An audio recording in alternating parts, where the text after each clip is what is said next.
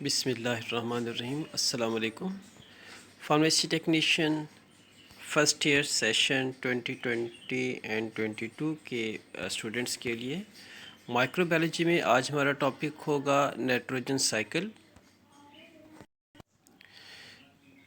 Dear students, जैसे कि आपको पता है कि हम क्लास में इन्वायरमेंटल माइक्रोबायोलॉजी पढ़ रहे थे और उसमें हमने माइक्रोबायोलॉजी ऑफ वाटर भी डिस्कस कर लिया था, माइक्रोबायोलॉजी ऑफ एयर भी हो चुका था, माइक्रोबायोलॉजी ऑफ सॉइल हम पढ़ रहे थे और इसमें हमारा टॉपिक है nitrogen cycle. Soil microorganisms play की रोल्स इन नाइट्रोजन साइकिल। तो ज़मीन के अंदर जो पाए जाने वाले माइक्रोऑर्गेनिजम्स होते हैं, बहुत ही कलीदी किरदार होता है उनका नाइट्रोजन साइकिल के हवाले से। और नाइट्रोजन फिक्सेशन क्या है, इस चीज़ को हम देखने जा रहे हैं।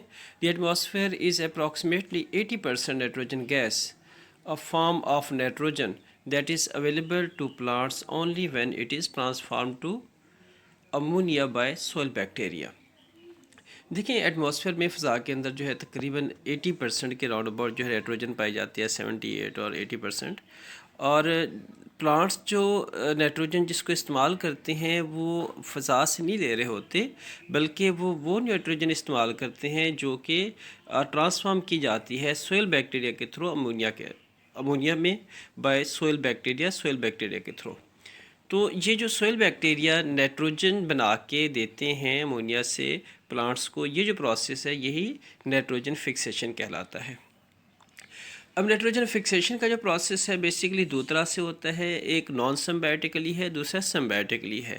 जैसा कि आपको पता है कि जब मैक्रोब किसी होस्ट के साथ एक रिलेशनशिप बना लेते हैं तो वो रिलेशनशिप जो है वो सिम्बायोसिस कहलाता है। तो नॉन सिम्बायोटिकली ये होगा कि बग़ैर प्लांट्स के साथ रिलेशनशिप बनाए वो नाइट्रोजन फिक्सेशन कर रहे होंगे। इस चीज़ को हम आगे चल के मज़ीद इसको एक्सप्लेन करते हैं। तो नॉन सिम्बायोटिकली एक ग्रुप जो है ग्राम पॉजिटिव है, जो कि स्पोर फार्मिंग भी होंगे, एनारोबिक बेसिलस होंगे। तो स्पोर फार्मिंग मीन्स जो अपने ऊपर शेल बना लेते हैं, एरोबिक मीन्स जिनकी ज़िंदगी का निसार जो है वो हवा पे या ऑक्सीजन पे होता है। इनमें क्लोस्ट्रीडियम है, पास्चुरिनम है।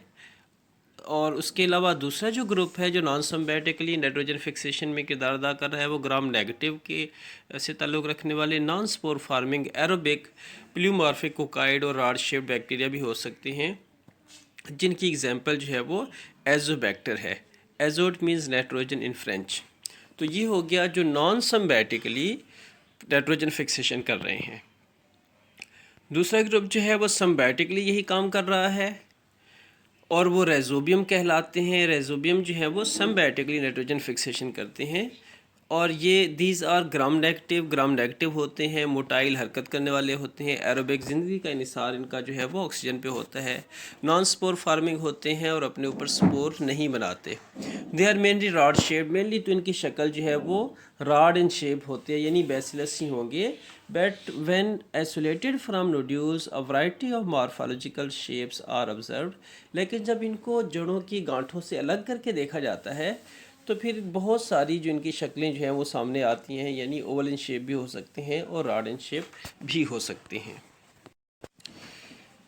नाइट्रोजन फिक्सेशन किस तरह से होती है? देखें, जो ऑर्गेनिक रेसिड्यू हैं, जैसे एक जानवर आप देख रहे हैं, तो इनके मरने खपने के बाद या जिनकी जो भी बाक़ियात होती हैं ज़मीन के अंदर जाती हैं तो वो फिर ऑर्गेनिक मैटर कहलाता है और उसकी मिनरलाइजेशन होती है तो ज़मीन के अंदर जो मिनरल्स हैं उनमें शामिल हो जाते हैं।